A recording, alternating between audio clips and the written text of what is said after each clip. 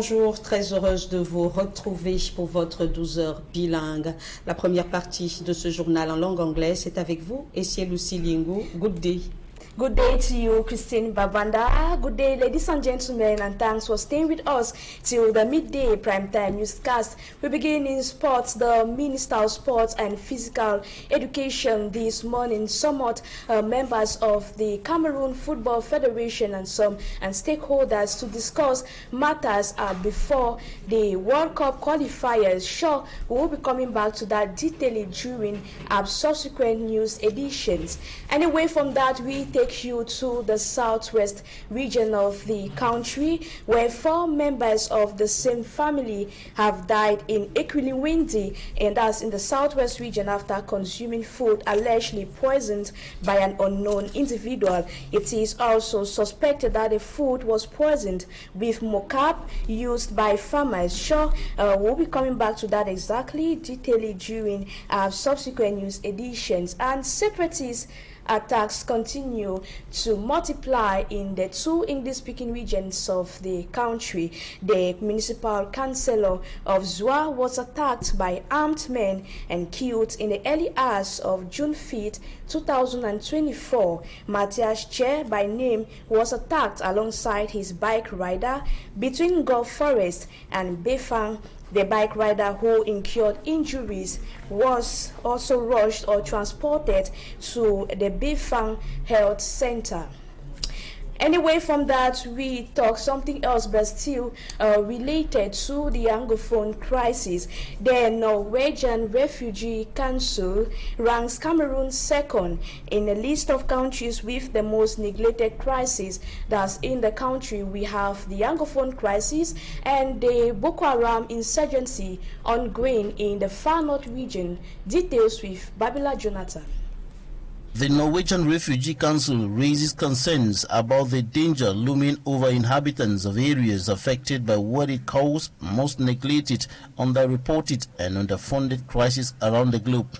The council says the calamity in Sudan is a stark warning of what happens when neglect deepens and the world turns its back on a crisis. 2023, Sudan plunged into devastating warfare, forcing over 10 million people to flee their homes and making Sudan the world's largest internal displacement crisis. And despite the severity of the situation, the looming threat of famine and the immense need, the people of Sudan remain neglected. Most of the countries are dealing with the effects of conflict both within and outside their borders. War in Sudan spills over into poverty-stricken Chad and South Sudan, while Cameroon grapples with mounting internal pressure amid a border regional conflict and an armed conflict in the predominantly English-speaking northwest and southwest regions of the country. And the council highlights the fact that protracted neglect has consequences that cross borders and create crisis within crisis, and society finds itself in the state of crisis fatigue. According to the Norwegian Refugee Council, travesty after travesty is splashed across news screens, but distressing images no longer retain their shock value and the page is simply swiped, flipped or clicked away. And amid this worrying desensitization and the acceptance of record-breaking statistics from the world's neglected displacement crisis as the new normal, lies the danger of complacency. The organization says there is need to revive global compassion and refocus on when needs are greatest. To something else, the forecast from the National Directorate of Meteorology revealed that several localities in Cameroon had weeks of heavy precipitation and devastating rain in the month of June 2020 or from the month of June 2024. A reporter for me, Amshong Sanda, tells us that the Vuvie division in the littoral region is on the top alert. Details in this report. Environmentalists identify green plastic waste as a serious threat to Cameroon's environment and nature. Despite government's efforts to curb environmental plastic pollution, the phenomenon rather amplifies. These non-biodegradable plastic bags and bottles are dumped carelessly, both on land and in water bodies, especially in cities like Douala, Yaoundé, and others, with regrettable consequences. The first impact is that it creates soil infertility. It renders the soil unfertile for any form of agriculture. Many who are conducting agriculture today will realize that in the days when we used to go to the farm, we used to remove stones. But now we have to remove stones and plastics from the soil to make it fertile. The other impact is simple. When it goes into the gutters, it blocks the gutters because it doesn't allow water to go through. It simply blocks it and creates flooding. A lot of flooding we see around is because of plastics. Aquatic and terrestrial animals are also endangered by these plastic waste. It pollutes aquatic organisms and even normal terrestrial organisms by the fact that when they eat those plastics, they die because they confuse this plastic with food. When you confuse, when some fishes confuse plastic with sea animals, because there are some aquatic animals that are just like plastic, and they can confuse it. When they consume it, they simply die. And many of them are dying today, including cattle. Many cattle have died because they have consumed plastic, particularly in the far north region where you have no grass. According to Lemnyoy William, plastic waste is the most visible waste in trash bins and which could last on the environment for over 200 years if non-biodegradable, based on research. The plastic you are throwing in your bin today, your fourth and fifth generation can still find it. Everyone is therefore advised to burn their plastic waste or send for recycling. That was rather a report of Innocent Aze on the effect or the poor waste disposal of plastic waste, particularly non-biodegradable plastics or bags, on the environment, which has diverse impacts like reduction of soil fertility. Ladies and gentlemen, we have come to the end of the first part of the news. Christine Babanda, la deuxième partie, c'est avec vous. Bonjour. Exactly, c'est Lucie Liengou. Good day once more. Dans l'actualité nationale de ce jeudi midi, le ministre des Sports et de l'Éducation physique, Narcisse Mwele Kombi, tient actuellement la deuxième réunion préparatoire en vue de la double confrontation du Cameroun contre le Cap-Vert et l'Angola. Le patron des sports a souhaité que le volontarisme, le pragmatisme et l'optimisme soient les valeurs qui guident cette séance de travail dans l'intérêt de l'État. L'intérêt de l'État, d'ailleurs, étant au-dessus de tout autre intérêt, a précisé le patron des sports. Nous reviendrons largement sur cette actualité dans nos différentes éditions. Pendant ce temps, c'est la sidération après la mort d'une famille dans le sud-ouest du pays. 4 membres d'une famille décèdent dans une formation sanitaire après avoir consommé un repas visiblement empoisonné hier dans l'après-midi à Ikwilingwindi dans la communauté de Kumba 3e. Seul rescapé, un jeune garçon qui dit avoir refusé de manger le repas parce qu'il était déjà infesté malgré l'insistance de ses parents. Le préfet de la Mémé, Tundong Chamberlain, a effectué une descente hier sur le lieu du sinistre. Une enquête a été ouverte pour identifier les causes exactes de ces décès. Nous reviendrons largement sur cette information dans nos différentes éditions. La crise sans précédent qui ensanglante les régions anglophones continue de s'enliser. Une énième attaque séparatiste fait un mort et un blessé aux aurores du mercredi 5 juin. Mathias Ntiemban, conseiller municipal à Bamenda, a été abattu à bord d'une moto sur la route de Bafan par de présumés combattants séparatistes. Et dans la ville de Douala, les habitants de Lokbessou vivent la peur au ventre. Sur le fil du rasoir d'un ravin qui menace de tout dévaster avec le retour des pluies, ces populations redoutent le pire. Emos Fongo et la Fleur Signée sont allés à leur rencontre. Et on le disait, les habitants de Lokbessou vivent la peur dans le ventre en cause d'un ravin qui menace de tout dévaster avec l'approche des pluies. Les populations redoutent donc le pire. Emos Fongo et la Fleur Signée sont allés à leur rencontre. Les riverains l'appellent le ravin de la mort. Nous sommes au quartier Lokbessou, au lieu dit Chefferie, dans l'arrondissement de Douala 5e. Il y a environ 5 ans, Le ravin d'une dizaine de mètres n'était qu'une petite rivière inoffensive. Ici, en bas, il y avait une petite rivière. Il n'y avait pas ça. Le ravin évolue. À chaque année, c'est comme ça que ça progresse. À chaque année, c'est comme ça que ça progresse. Et c'est comme ça que ça avale les maisons. Des domiciles suspendus, attendant l'heure fatidique. D'après les riverains, une dizaine de maisons ont déjà été englouties. La plupart disent avoir perdu le sommeil. Il y a beaucoup de troubles. Il y a beaucoup de troubles. Je me réveillais un jour, je me réveille plutôt dans un ravin. C'est dur, c'est dur. C'est dur ici, on souffre vraiment énormément ici. On n'arrive pas à dormir. Aucune sécurité autour de la zone, alors qu'elle est constamment fréquentée par des enfants. Il y a les petits enfants qui viennent pour jeter les ordures. On est là tous les jours pour parler. N'envoyez pas les enfants. Parce que d'un moment à l'autre, au jour que ça veut jouer, on ne saura pas. Un jour, j'ai aperçu même un enfant là. En voulant jeter la poubelle, il a jeté son sac. Et il voulait entrer pour récupérer son sac, avant que je lui ai demandé de s'en aller. Ici, on craint le pire avec le retour des pluies. Les habitants n'ont pas de quoi se prémunir. On va faire comment? On n'a pas là où partir. On attend seulement. On attend, je ne sais pas comment on va faire. On a essayé de cotiser, le quartier a essayé de cotiser. Des 100 000, 50 000, on achète le copeau, oui, comme vous voyez. Et les pierres là, que vous voyez, pour essayer d'arrêter le ravin. Jusque là, ça ne va pas. Ou bien parce qu'il n'a pas encore eu le mot d'homme. C'est pour cette raison que le gouvernement ne prend pas le temps. Il faut qu'il prenne le temps. Des cris d'alerte lancés à l'endroit du gouvernement alors qu'on entre dans la grande saison des pluies.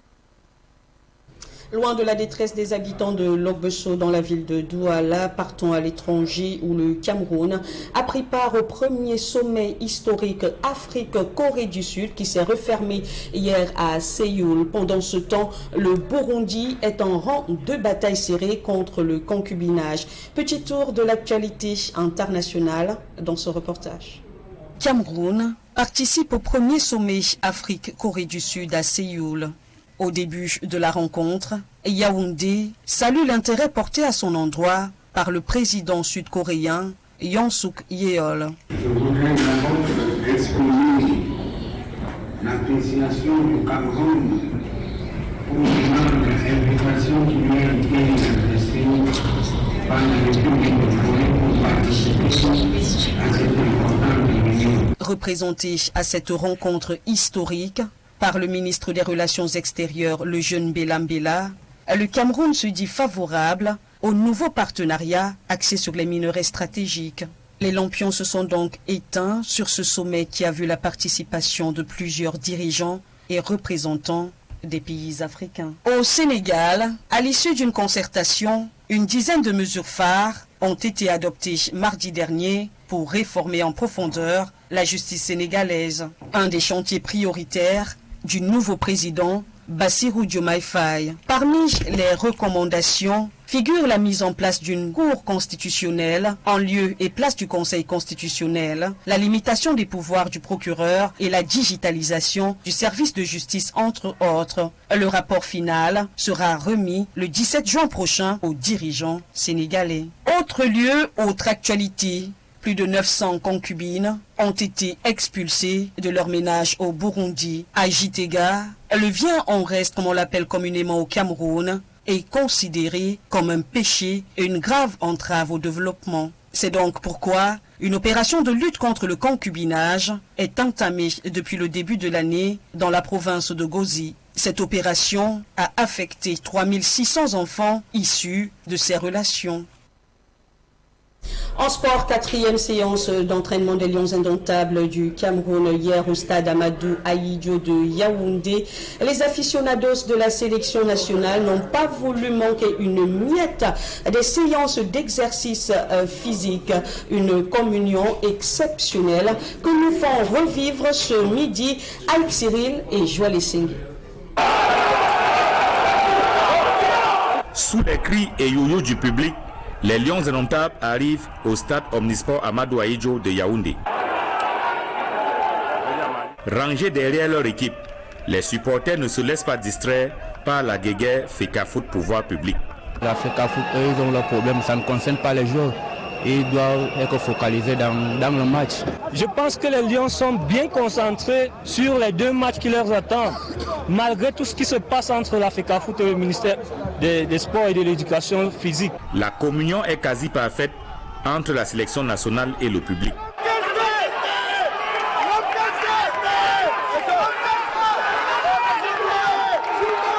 Pour cette séance d'entraînement sur la pelouse de Fandena, les poulains de Marc Brice, à l'instar du jeune Carlos Baleba, réalisent quelques actions d'éclat très applaudies par les supporters.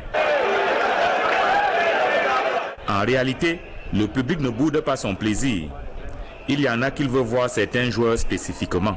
On est venu voir les Lions, on est venu aussi voir nos petits frères Chindo Djombosco, le 10 de Young Sport et le capitaine de Young Sport.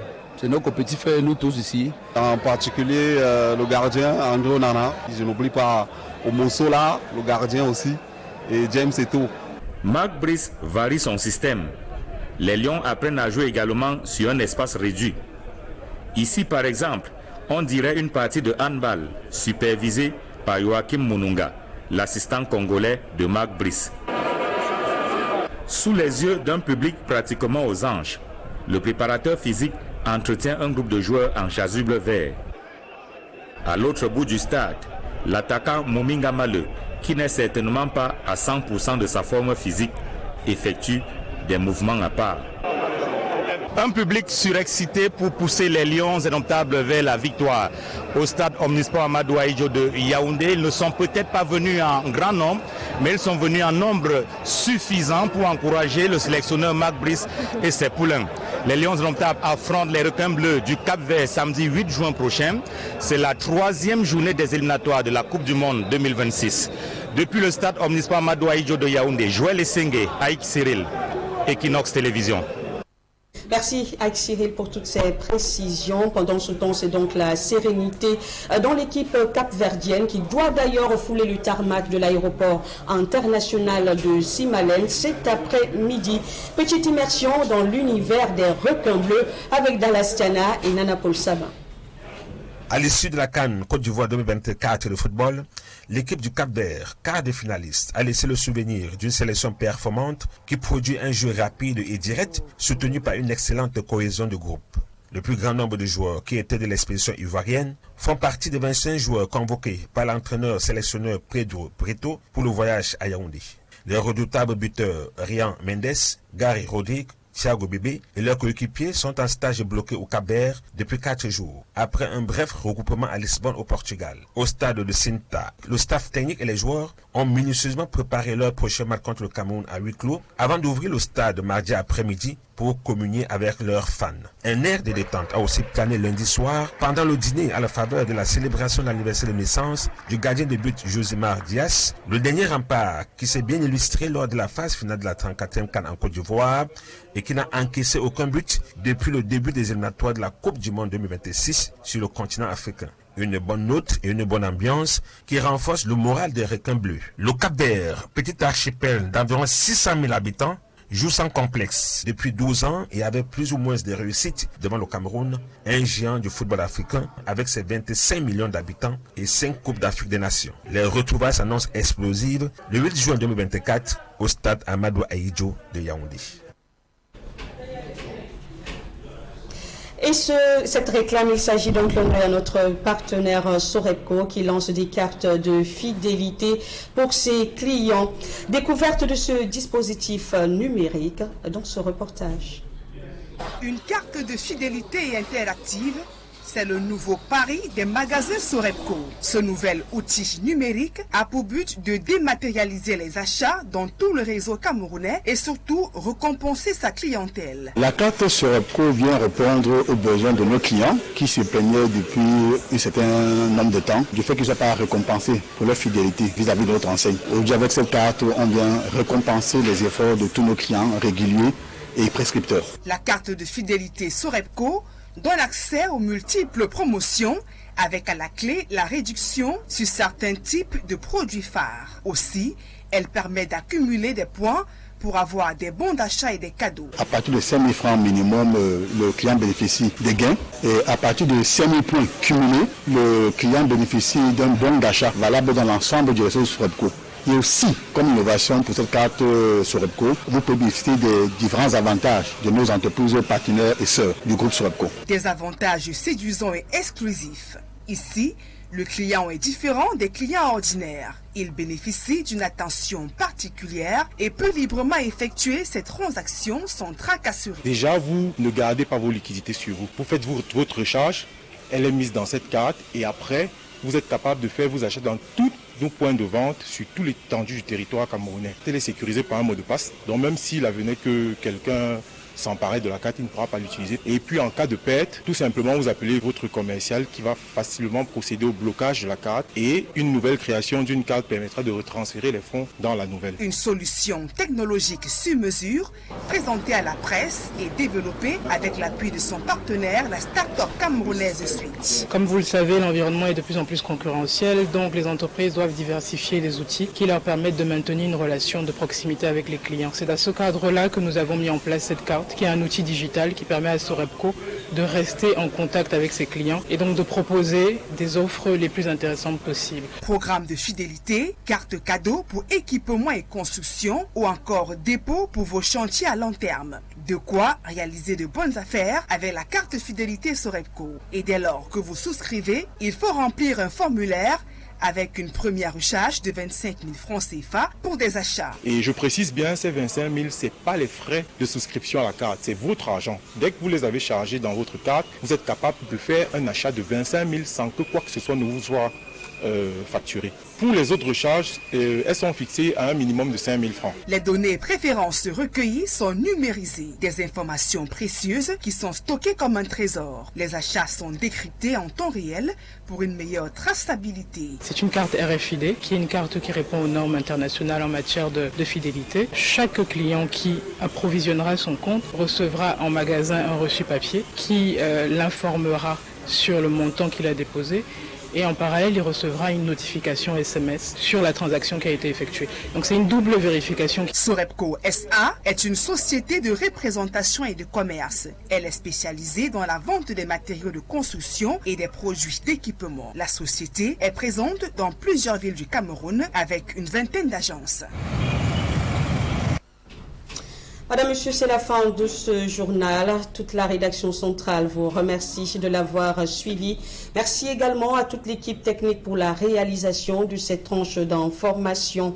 Ne quittez surtout pas, restez sur Equinox Télévision pour vivre en direct la deuxième réunion préparatoire en vue de la double confrontation du Cameroun face au Cap-Vert et à l'Angola, présidée par le ministre des Sports et de l'Éducation physique Narcisse Moelle Kombi. Une réunion commentée, analysée par nos reporters. Belle journée.